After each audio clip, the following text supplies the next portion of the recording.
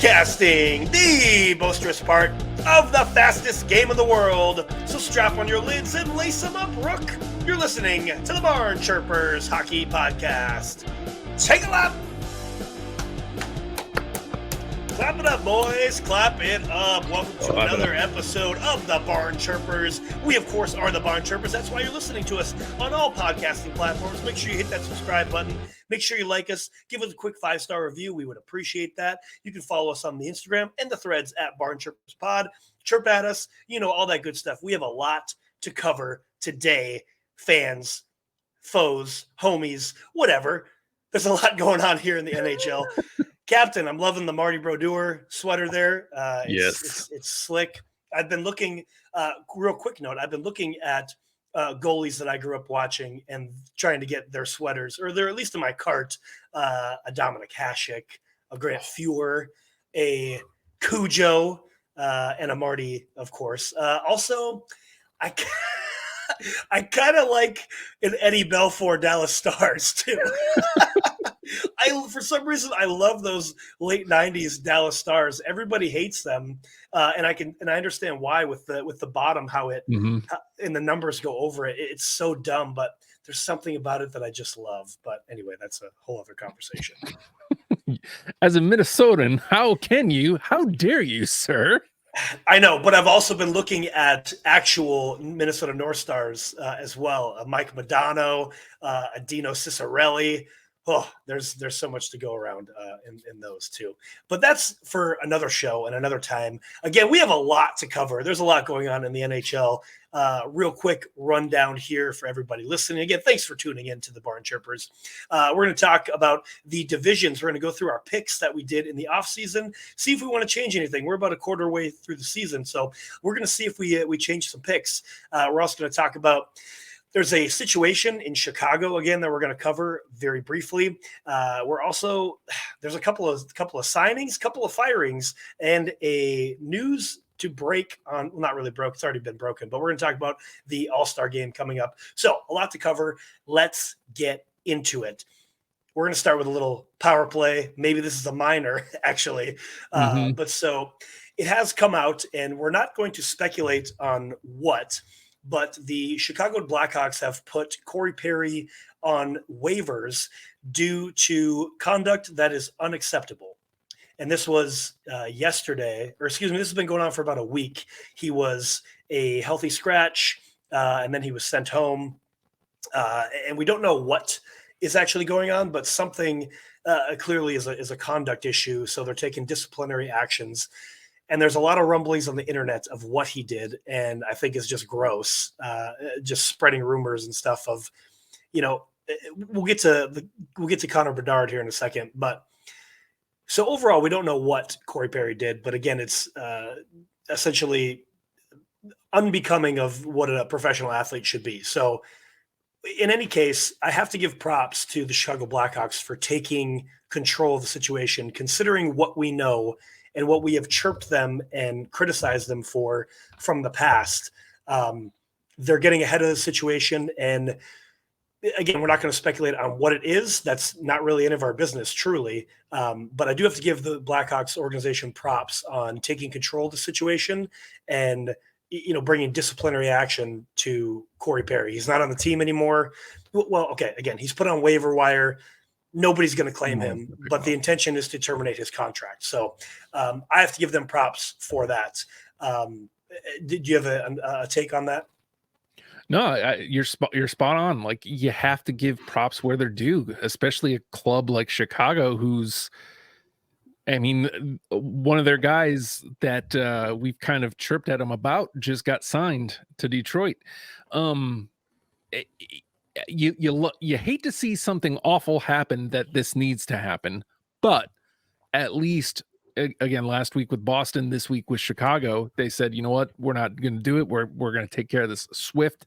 We're going to deal with it, and harshly. I mean, you know, not harshly, but like it was a big move. It wasn't just some random suspension that means nothing. It wasn't a slap on the wrist. It was, get out of our club, get out of our clubhouse. That you're not welcome here anymore. So yeah, props for, you know, maybe it's a low bar to clear, but you did the right thing.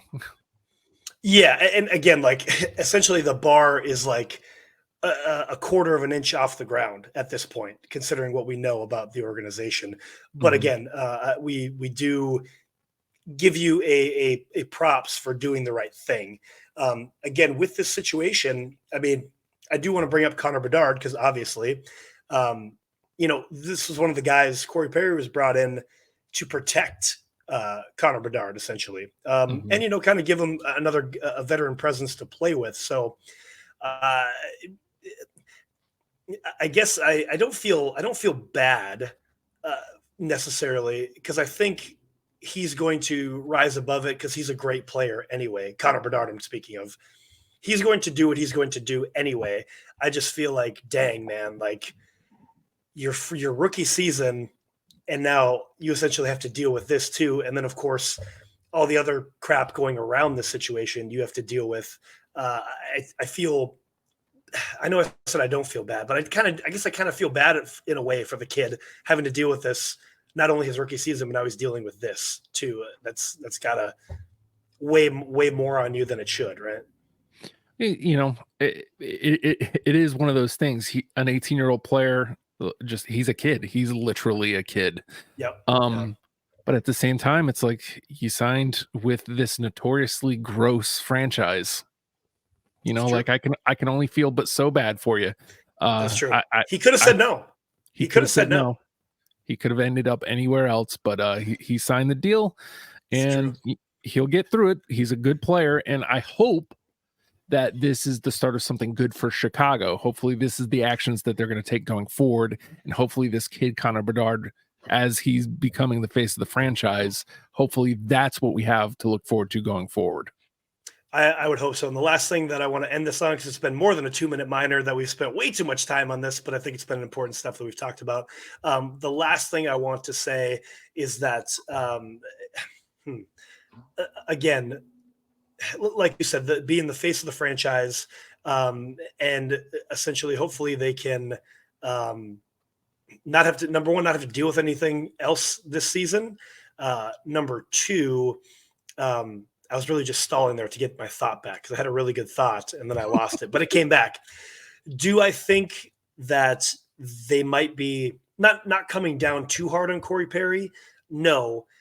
I do think that this is an example of being made an example of, no matter what the discipline, like maybe he just skipped practice and he told the coach to F off or something like that. We have no idea. So I do think that I appreciate that they're taking swift action on this, but it could also be like, we're going to make an example out of you because we don't want to look bad again. You know what I'm saying? So it's sort of I guess this is kind of speculating, and we said we weren't going to speculate.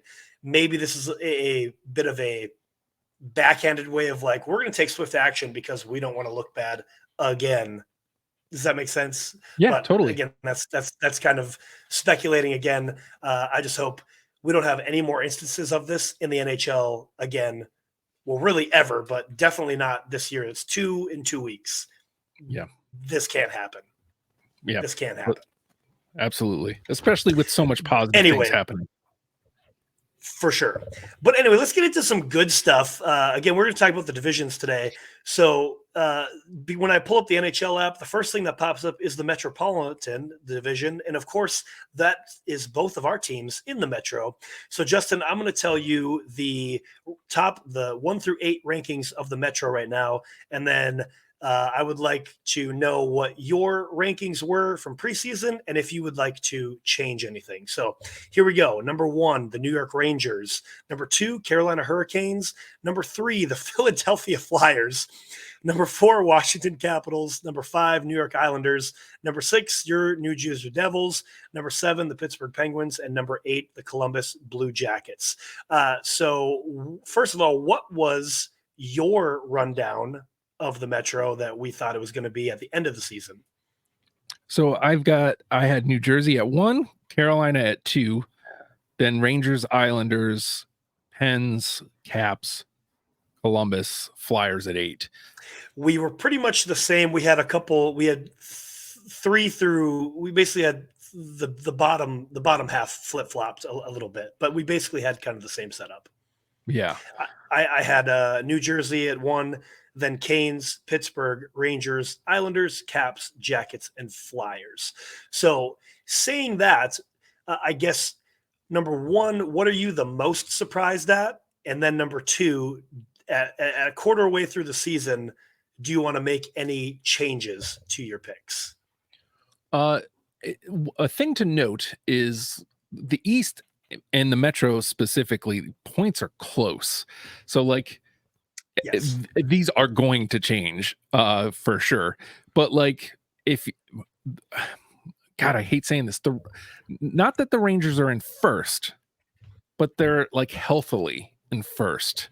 You know what I mean? Like I hate giving stick taps to the Rangers, but they're going out there and winning hockey games, and that's what you have to do at this point of the year. You have to go out there, you win hockey games, and you get as far ahead as you can get, and they're doing that, except for they got blown out by Buffalo Monday, I think. But other than that, like it that they're in first and they're so far, I think is the biggest surprise for me, considering the points. Yeah, I guess before you answer the second one, I would definitely say the Rangers, because I definitely chirped them that I didn't think that they were that great of a team, and they're kind of proving me wrong so far, a quarter of the way into the season. So that is surprising to me for sure. But I think truly the biggest surprise to me, and it's number one, Philly being so good, being decent, right? But the biggest surprise is really your boys not showing up, man. Like it's very surprising to me considering how we left last season, how they went into or finished last season. The big guys just aren't. Well, Jackie's back, thankfully. Cap's back, right? But that's been really surprising. We knew that goaltending was probably an issue, but we thought that they could, get over that, and everybody else just isn't showing up. I want to bring this up: a -2 goal differential. That is insane to me to see that, and that's the biggest surprise for me in this Metro division right now. Is the Devs being sixth, just barely above 500 at 525 and a -2 in the goal differential.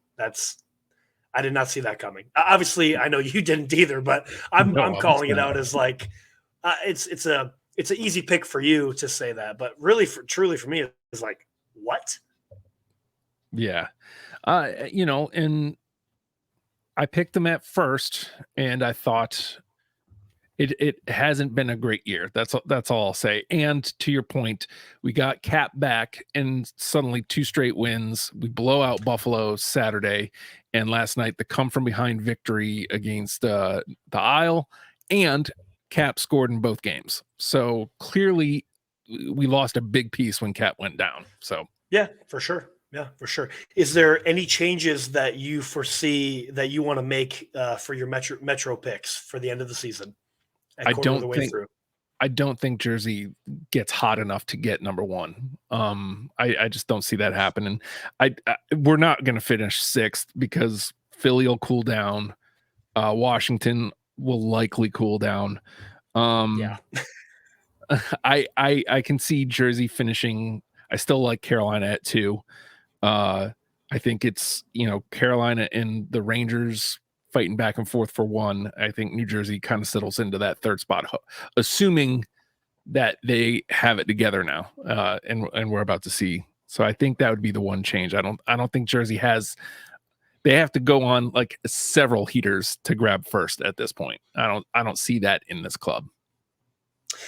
Yeah, well, I mean, like you said, the Rangers are kind of running away with it, truly. And same thing with Carolina. They're sneakily kind of making a large gap away from everybody. So, yeah, I think Jersey right now looks more like a wild card team to me. I still think they probably end up 3 in the Metro. With Philly playing so well, I really think that they might be above Islanders, Washington, obviously Columbus. Columbus is staying in last. But I really think Philly might be above. I had the Islanders at 5. I really think the Flyers are just going to keep playing well enough to be in that about 5th spot in the Metro. So my change would be Jersey down to 3, Pittsburgh moves down to 4, and then the Flyers are at 5, and then everything else basically stays the same. So it'll be interesting. It'll be interesting for sure. Moving on to the Atlantic, running that down. Of course, Boston is number 1, Florida number 2, Detroit number 3, Toronto number 4, Tampa Bay number 5, Buffalo 6, Montreal 7, Ottawa at 8. What did you have for the Atlantic, Justin? I think this was one that we had exactly the same, but maybe not. I forget. Yeah, because it was the first one we did. We were exactly 1 to 8 the same. So it was Toronto, Buffalo, Boston, Ottawa, Tampa, Florida, Detroit, Montreal. Yep. Yeah, exactly the same. Yep. So what is the most surprising thing right now, a quarter of the way through the season for you in the Atlantic? This sounds so crazy to think because they ran away with it last year, but Boston hasn't lost a step.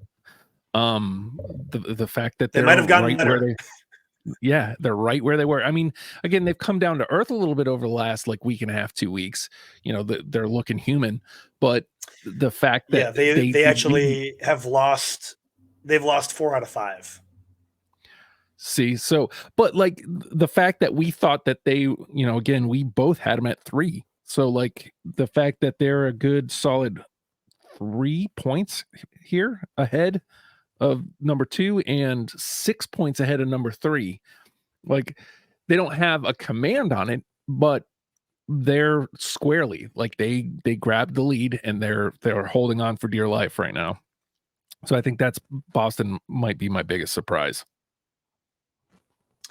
Yeah, I mean, you can't deny that. Of course, they had the record-breaking season last year. Essentially, they could lose around I want to say it was about 15.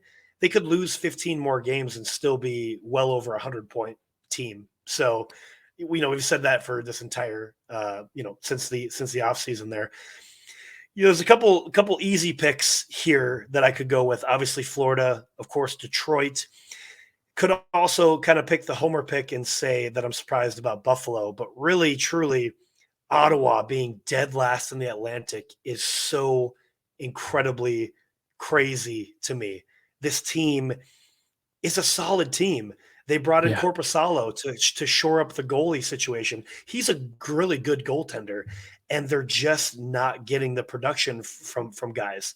Now, of course, they are about 5 games behind everybody right now. They've only played 17 games, so they do have about 5 games in hand, but still, a +1 goal differential, you're not gonna win with that. You cannot win with that.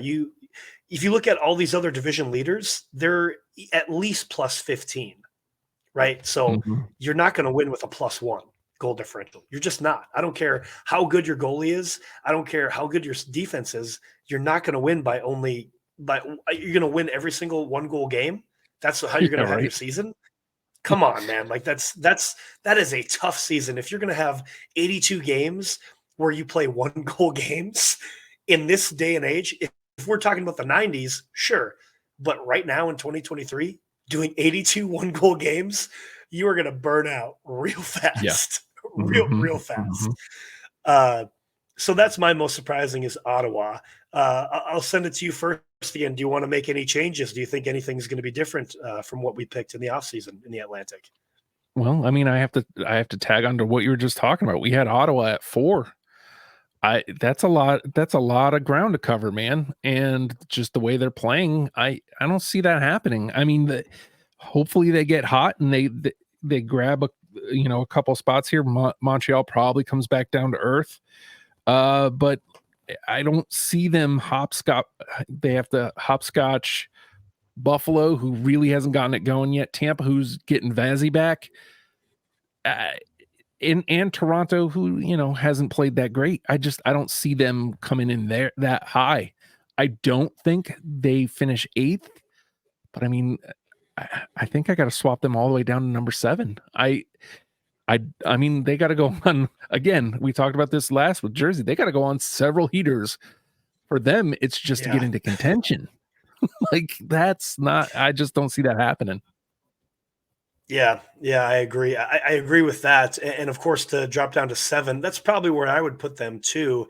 But then again, we talked about those other teams, Detroit and Florida. I don't think Buffalo's getting that 2 spot. Buffalo's, I think, out of contention. I'm essentially taking Buffalo out of number 2, dropping them down probably 7. So it's probably, I suppose I would go. I still think Toronto's probably going to end up winning. I have this feeling. So Toronto, Boston, I think 3. I think 3 will be Florida, and then Tampa 4. So Tampa's probably going to still get that wild card, and then everybody else is going to fall into place after that. Because again, Buffalo can't seem to get it together right now either. Even though 6K is playing really well, the boys just aren't scoring. I just don't see Buffalo. Same thing. They're going to have to go on a few heaters. They can only seem to string along one game at a time, and then they lose 2 or 3 more. Like, boys got to figure it out. So that's what I would say. I agree with you. Ottawa's, I don't think, in playoff contention, unfortunately. I would love to be wrong, though. Yeah. And you gotta play the games on the ice. So. And wait, what is this? Oh, it is a superstar check-in, Justin, because we didn't have it last week, and everybody knows on this show I love to chirp Austin Matthews. Listen, and again, I'll say it again, everybody.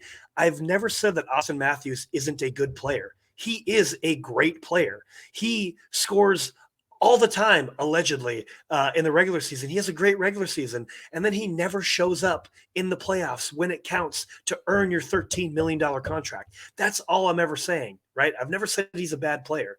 I'm just simply saying that in 20 games this season, Austin Matthews has 14 goals, 7 assists, 21 points, and he's a -2. Okay, he's more than a point per game player. Great.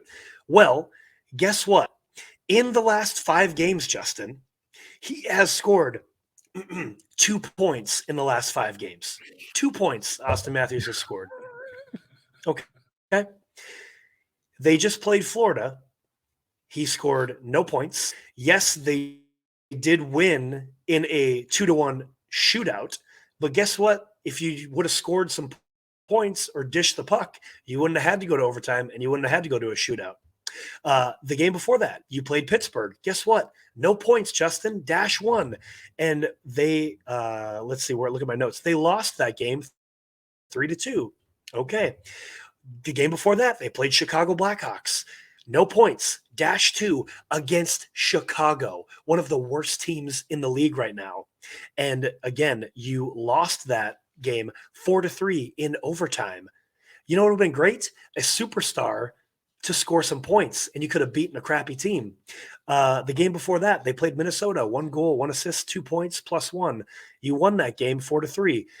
You're telling me all these 1-goal games and your superstar didn't show up to take the team on his back and win the game? Jesus, that's worth $13 million. And then the first of the 5 games that I've been mentioning, they played Detroit. No goals, no assists, no points, +0. So did he even play the game? And they did win that game. But again, in 5 games, all 1-goal games, and you lost 3 of those. Come on. You're telling me that's a superstar? Anyway, $13 million. This has been your superstar check-in for the day. Is that worth $13 million to you, Justin? Because it's not worth $13 million to me. Anyway. Not in my life. No chance. Again, yeah, he scores hat tricks every 10 games. Whoop-de-doo. Like, are you going to win a cup with that? Come on, get out of here. Anyway, moving on.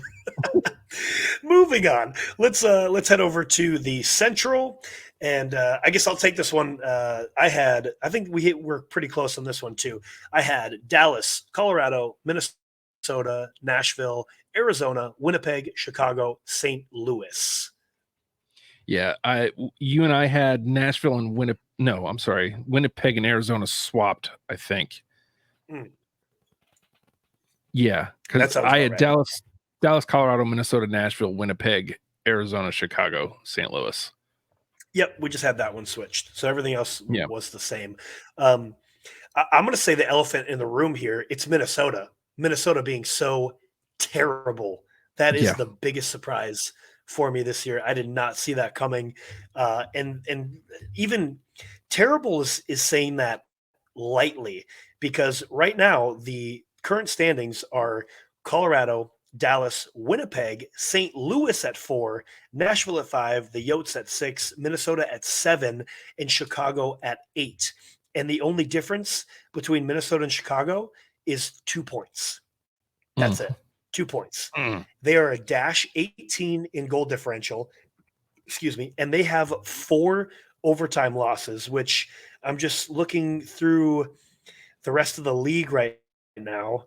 That ranks Tampa Bay has 5 overtime losses, but they are the only one that has and the Isles have 6 overtime losses. So Minnesota is on the bottom of the league with losing in overtime.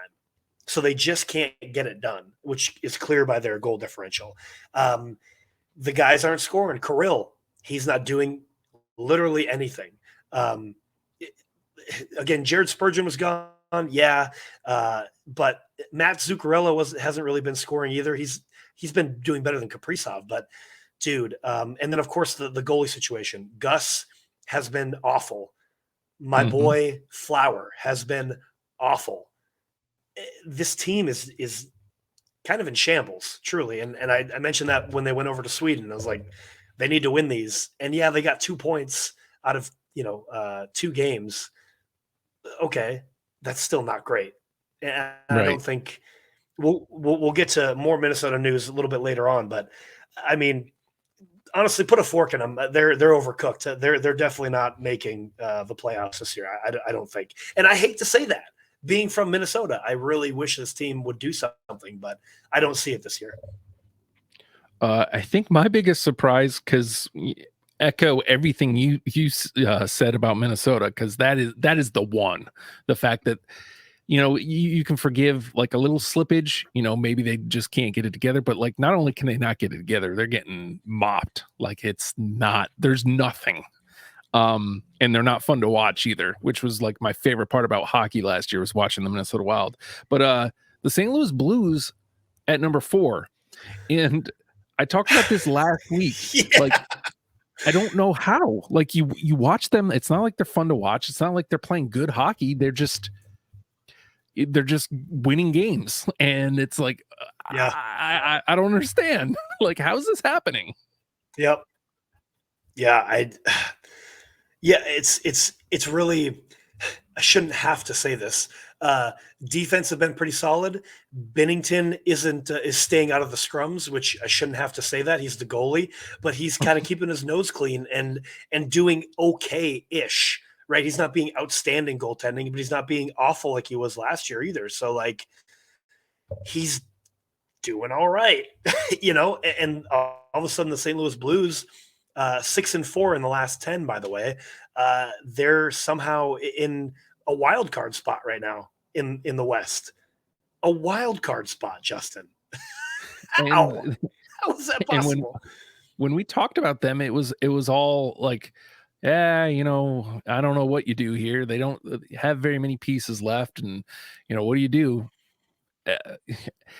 Again, there's nothing I can really praise, because I've watched the Blues play hockey, and they're just winning games, and there's nothing pretty. There's nothing, no guys are really standing out. It's just like you said, defense is holding, and that's, they're not leaving Benner out to dry.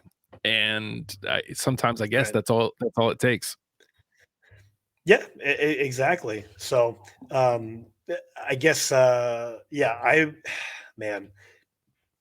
don't think that that's necessarily going to stand up the test of the rest of the season, but I'm definitely right now looking at Winnipeg taking that number 3 spot from Minnesota, and I feel like Minnesota's dropping down probably to, I think Chicago is going to flip to number 8 for me, because things just aren't going well there.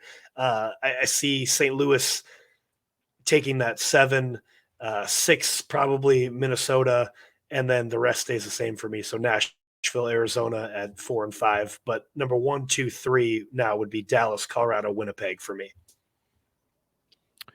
I don't think I can argue any of that. Chicago, kind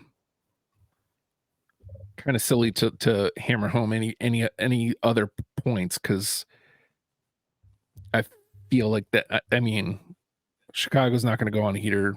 St. Louis is probably going to come back down to earth. Winnipeg, probably steals that 3 spot.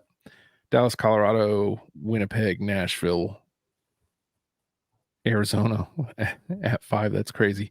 And then Minnesota, any Minnesota, Chicago, St. Louis at the bottom 3. So sorry, all that to say, I agree with you.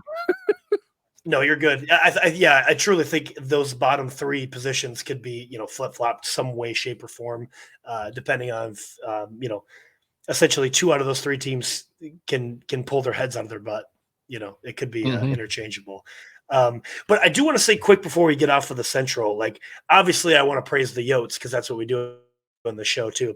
But again, if they end up being 5th in the Central, I know they kind of had a good hot start. They're kind of sort of lingering around here. But number 1, Connor Ingram should be their number 1 goaltender. He wins every single time he's in net.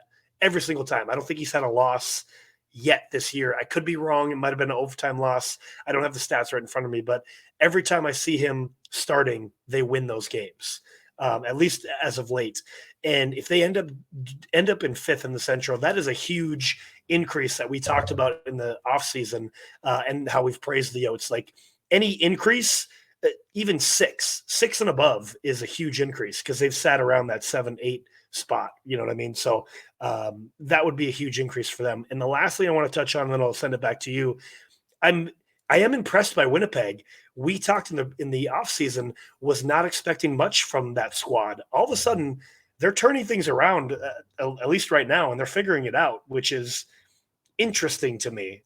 They're really only 4 points off of the Colorado Avalanche right now. That's 2 games. Easily could be changed. They have 2 overtime losses. So had they won those games, you're tied for first at this point. So I'm impressed by what Winnipeg's been doing. And I think when we talked about Winnipeg, it was before the big signing, like right before the season started. Yep. And I think, just something about that, like suddenly you go into the season and you have your 2 big guns signed and they want to be there. Like, I think that is like the difference in what's happened here. And you lock down your big guys and just a point, 8-4. Connor Ingram's record is 8-4. I don't know how, just a straightforward. I don't know how many of those are in overtime. But 8-4, 8 wins, 4 losses. So, yeah, he should be the guy. I mean, I like Veggie a lot, but he just doesn't seem to be on the winning side whenever he's guarding the pipes. But Ingram is somehow just getting it done for them. But and anyway.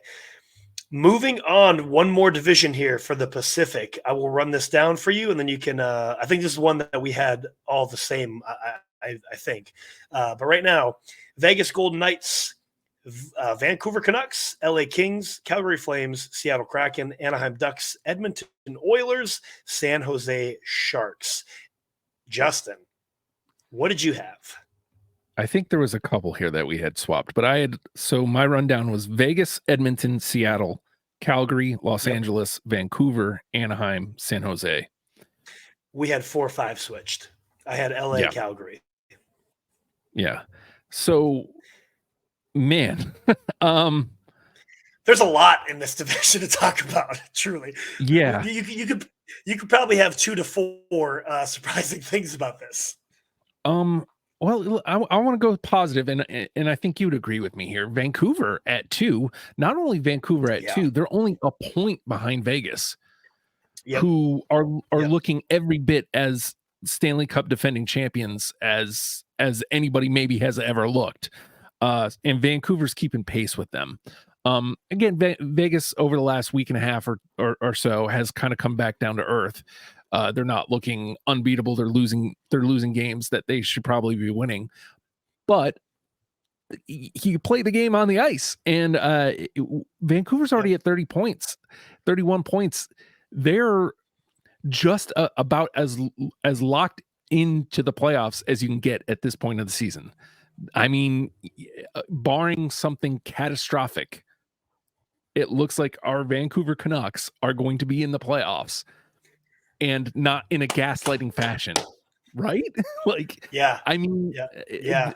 For real. every week, I feel like we question them, and then they're like, "Oh yeah, well, we're just going to go out and keep winning hockey games." Watch this. Watch this. I Yeah. love it.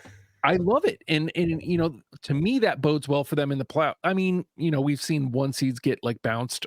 It seems like almost every year, but I think it bodes well for them in the playoffs if people keep having that questioning attitude that we're having.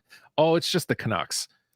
Well, you know, suddenly the Vancouver Canucks could be looking at the second round of the playoffs, and that's a massive win for that franchise. So I think that's a huge surprise seeing them at number 2. Yeah, I mean, definitely you hit the nail on the head with everything you said. And again, they're only 1 point off from Vegas right now. And really, again, they only have one overtime loss. So they're getting it done in regulation, whether that be their 15 wins or their 7 losses. They're not chancing it in overtime or a shootout. So I really like that about this squad. Number 2, they still have the best goal differential in the league. Yeah, plus 34 right now. We talked about this in the first week and a half, 2 weeks of the season, how we are praising them for their goal differential. They are still moons better than the rest of the league, at least 5 goals better than the rest of the league at minimum, right? Obviously, they have 17 more goals than Vegas does right now. So that's saying a lot. Yeah. And again, they're just getting it done, right? And as you said, getting into the playoffs is a huge win for these Vancouver Canucks. They don't have to win the Stanley Cup this year. I would love to see it, truly, but they don't have to. Just getting there, it was a huge win that they could build on moving forward. The other thing that I am surprised on, you know, I picked LA to be 4. I didn't expect LA to be this good. Truly, they're a good hockey team. Same, they are plus 29 goal differential. So I did not expect them to score as many goals as they have. And they only have 19 games played. So they have about 4 games in hand on the rest of the Pacific. So that's also a huge, like that's a wild card, not the actual spot, but that's a wild card to have in your back pocket. Essentially, the rest of the league could be essentially done with the season. You might have to only play San Jose twice and Anaheim twice, right? Those are easy wins, and you could overtake a first spot just from that. So being 4 games back or 4 games in hand is a huge plus to the LA Kings as well. I feel like there's a elephant in the room here that we're going to talk about. I'll let you take that one away. Edmonton. Yikes. They're at 7th. With only 17 points. I mean, it looks like they're coming around more on this as we get into our 3 stars. But like, man, oh man, they can't seem to get it together at all. And hold on, let me look at these points here. I mean, they're a good 5 points ahead of San Jose, so they're not going to drop down to 8th. But still, like, one of the few clubs, but only 3 now, wins. Only 3 wins separate them from the San Jose Sharks. So, and you know, again, you have 2 of the best players in hockey. They have a -7. It's just not going to get it done. And you know, Soup, you sent him down to the AHL, which he's looking like an ECHL goalie in the AHL. Well, he did get a shutout, Justin. Oh, good for him. Good for him. But Stu isn't looking like the guy either. You didn't make any moves in the off season. I don't know who you can grab, like, because it's not like I don't know. Maybe a guy named Marty Jones. I don't understand, but like, again, like you talk about, can a team do it? Can the Edmonton Oilers go on several heaters? Technically speaking, yeah, they could, because they have the talent to do so. But this far into the season, to have to go on we talked about the devs need to go on a couple heater. Like the Oilers probably got to go on like three 5-game heaters and like look really good At doing least. it just to get into the playoffs. Yikes. It's just not been a good year for the Oil. Not at all. And just going back to it, I mean, it's goaltending, man. Like we've talked about this 100 times, and it's always been the conversation. They don't have a solid goalie. Yeah, Stu was pretty good in his rookie season, and I always laugh at this over the last couple of years when they make mentions of like decent, mediocre to decent players. Like, oh, and he was an all-star last year. Yeah, because there was a player represented from every single team in the all-star game the last couple of years. That doesn't really equal an all-star to me, buddy. Like everybody had to have a representation. So was he really an all-star last year? Yeah, Stewie did okay last year in his rookie season, but was he an all-star performance? I think that's up for debate. But he's definitely not been even close to that this year so far. So they need somebody to stop the puck, man. They've turned it around now to where they're scoring, but they still don't have a guy that's going to stop the puck. Their other guy, what's his name? Pickard, not captain, but I think it's Pickard actually, Calvin Pickard. But he's not that great either. So it's always been a goaltender for Edmonton. It's always been defense for Edmonton. And they just, again, they're showing signs of coming back around. But like you said, right now they're in such a deficit. It's going to be real tough to make it. And usually the kind of the rule of thumb is the way the standings shape out around American Thanksgiving are usually how they end up. Obviously there's differences that happen. The 2019 Blues were last place at the beginning of the year that year, and they ended up winning the whole thing. So it is possible to turn it around, but right now, like you said, it's not looking great for Edmonton.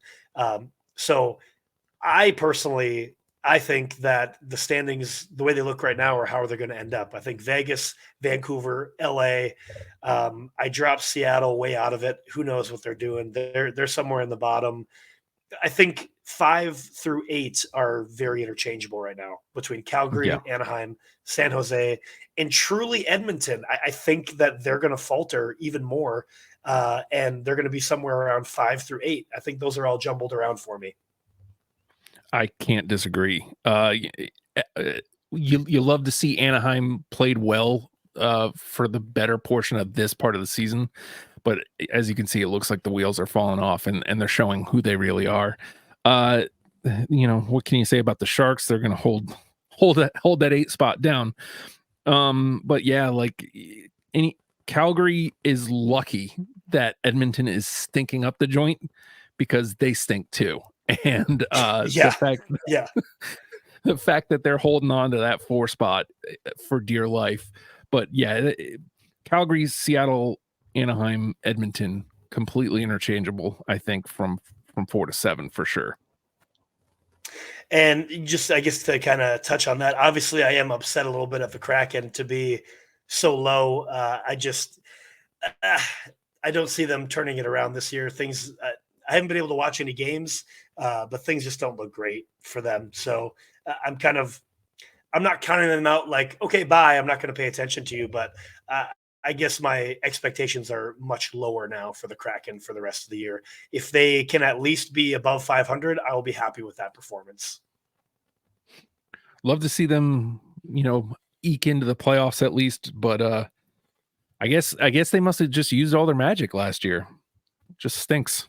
Could be. Just kind of can't seem to put it together. But that's it's neither here nor there. They're just going to kind of be around the Pacific. If they're better than Edmonton, that's a win to me. If they end up better than Edmonton, that's a win to me. I'll take that as a win for the year. So, what do you think? Should we talk about some 3 stars real quick? Get these guys some praise. Let's do it. You want me to take this the 3rd star, even though I hate the guy and I always want to punch him in the face. You got to give 100%. You got to give some love to Nikita Kucherov. 8 points, or actually I think it's 9 points now in the last week. I think 2 goals, 7 assists. look, man, like the Lightning haven't been great, but Kucherov has, and a little tip of the hat, man. You played well. You've played well enough to earn a 3 stars from your barn chirpers. You hate to see it. We hate to say it, but you can't deny it. It's true. Yeah, the Lightning are 4-5-1 over their last 10, so hasn't been a good little streak, even though they got Vazzy back. But Cooch has been hanging around in there. Also, we could, obviously I am right now, Braden Point is also technically on the league leaders list over this last week at 5 goals, 2 assists, and 7 points. So those two guys are kind of, pulling the carriage, if you will, down there in Tampa Bay. But again, do I want them to be in the playoffs? No. Do I want them to take out the Toronto Maple Leafs, though? Yes, I do want to see that matchup and see the Maple Leafs fall again. Of course, I want that. But anyway, that's a whole other conversation. Our number 2 star of the week, once again, we are a goalie-centric podcast. Truly, we talk about goalies all the time and how much we love tendies. Well, number 2 this week goes to another goaltender. Man, Alexander Georgiev. 3 games played, 3 wins, a 1.67 goals against average, a 944 save percentage, and the Colorado Avalanche have turned things around over the last 10, 7-3-0, Justin, over the last 10. Alexander Georgiev, number 2 star of the week. You'll love to see it for the Avs. Because I don't want to say he was necessarily a question mark of ours going in, but I feel like we did kind of go, is he going to be the guy to be able to get it done? And, you have this little stretch where he shows, I sure will. Yeah, I mean, I mentioned it that I had him last year in fantasy, and he was very hit or miss. He would have a game where he'd get a shutout or only allow 1 goal. All of a sudden, the next game he's given up like 5 or 6 and gets pulled. So he was very back and forth all year last year. So yeah, he wasn't really on our radar. So to see him again this week, over the last week has been great. 2nd star of the week. Will that continue? I think that remains to be seen. But the Avs right now, doing their thing. I will say, to kind of bring back Minnesota real quick, I watched their game against Colorado versus Minnesota on, I guess that was Saturday night. That was actually the best game that I've seen Minnesota play all year. They still ended up losing that game. But my point is, you can't deny just Colorado. Just if you're watching on YouTube, I'm like bringing my hands over the camera right now. This is what Colorado does. Just kind of is on you. They don't let up. So I think Colorado is the real deal. 7-3 over the last 10, I think, is the real deal for Colorado. And obviously Georgiev is a main reason for that over the last week. Here's more proof that we are not a biased podcast. And you would expect to hear these names at number 1 or anywhere on our 3 stars list every week. But they earned it this week. There's no denying it. Connor McDavid, Leon Draisaitl, we gave it to the both of them because they both showed up this week. And for the reasons like we've talked about before, with Edmonton just not being a good club this year. The fact that McDavid, they're having a turnaround right now. They're doing the superstar thing. They said, "Hey guys, let's go. We're gonna pull the sled and let's get this thing going uphill, and start moving in the right direction." Hats off to him. I think it was last week we talked about someone had 9 assists, but it was Makar maybe. But this week, McDavid 9 assists. Like, I think he had 11 points on the week. 11 actually. 11. Yeah, that's just insane. Superstar check-in. Conor McDavid, 4 games played, 2 goals, 11 assists, 13 points. Leon Draisaitl, 4 games, 3 goals, 3 assists, 6 points. So for a combined 19 points in 4 games, which is like quadruple the amount of points that Austin Matthews had in the last 5 games. Just saying. Anyway, continue. But to that point, the Oil, they changed out the coach. Knobloch comes on, and they're 6-4 in the last 10. We just talked about them being in 7th right now in the Pacific, but 6-4. Could this turn into a heater? Maybe so. Like you said, they definitely need it if they're going to get anything done. There we go. That's our 3 stars for the week. Let's pull this goalie, shall we? 3 Get a stars. couple extra points. Yeah, let's. We are running up against it. Justin, last week we talked about Patty Kane, and we thought he might sign with the Florida Panthers. Well, guess what? We were both wrong. Patty Kane signs 1 year, $2.75 million with the Detroit Red Wings. I guess he is going to go and play with his old buddy Alex DeBrincat. I don't know what to say about this. I don't like it. I mean, I guess it's not Dallas. I guess it's not Florida, but it's still Detroit, who we just got spanked by last week, and probably our worst showing of the year, 4-0 spanking. I mean, Detroit definitely needs it. They've kind of been very wishy-washy, and so hopefully for them, he can provide a nice little spark to keep them going forward. Yeah, I mean, I'd love to see what happens. The 1 year deal, I mean, is that because they think they're going to win the cup this year? I think they're a little far off from that, but yeah, we'll see what happens. I like it in the sense of that would be interesting because this is the last year when I said Detroit would be in the playoffs. So that could be coming true from what I said from the Gear Freaks podcast. Whatever it was a couple of years ago. So, but yeah, Patty Kane signs 1 year, $2.75 million. The Minnesota Wild let go of Dean Evison and hire John Hines. Did not see this coming. I did not think Dean Evison again, we just kind of trashed on Minnesota a little bit, but overall, like, he was hired in 2019-2020 season for Minnesota, and he has 147 wins, 77 losses, 27 overtime losses. So his overall win percentage is right around the 6 mark, right? If you don't count, he has a better than 500 win percentage. I was really surprised to see the Wild let him go. I hate to see him be the scapegoat. Is the thing, because it's definitely the play on the ice. It's definitely players. There's a couple injuries, sure, but it's, to me, nothing I've seen from Minnesota is coaching as the problem. It's the players not playing, and maybe Minnesota thinks, let's get somebody in there who's going to coach them up the rest of the year. Whatever. I'm not a GM, but you hate to see him get scapegoated for play on the ice. Yeah, I agree. But I guess kind of the same thing that we looked at Edmonton, Jay Woodcroft getting let go and fired, also way above 500 coaching percentage. Like, he was a solid coach in Edmonton to look at, standings wise. Excuse me. So I would have expected to see DJ Smith in Ottawa get let go before Dean Evison. But another thing that I heard probably from, I'll give them a shout out, Daily Faceoff a little while ago. I don't always agree with what they say, but I do agree with this. Like, coaches should have like a 4 to 5 year window.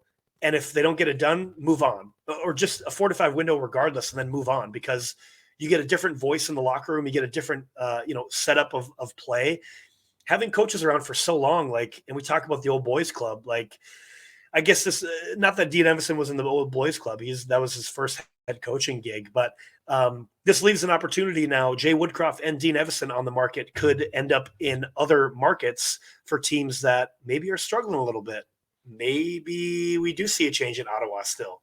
So who knows? But anyway, the last thing that we'll touch on, the 2024 All-Star Game announcement. They are bringing back the player draft, so it'll still be a 3-on-3 showcase, but they'll be doing I guess there'll be 4 team captains for each division, and they'll be doing a player draft.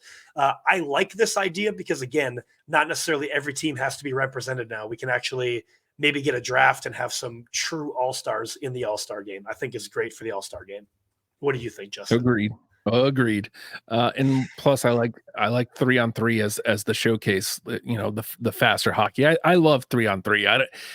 I think the league clearly does too. So I'm for it. I like it. I guess so there's another during the All-Star weekend. It'll start on Thursday. There's an alumni honors, which will honor the 67 Maple Leafs. I don't really know what's going on there. I also don't really care because I don't like the Maple Leafs, but it's in Toronto, so it makes sense that they would do something like that. And then the PWHL will also have a 3-on-3 showcase at the All-Star game. So, okay. I hope they have logos on their jerseys. I hope they have team names by then. That'd be great, PWHL. Yeah. And the last thing, go ahead.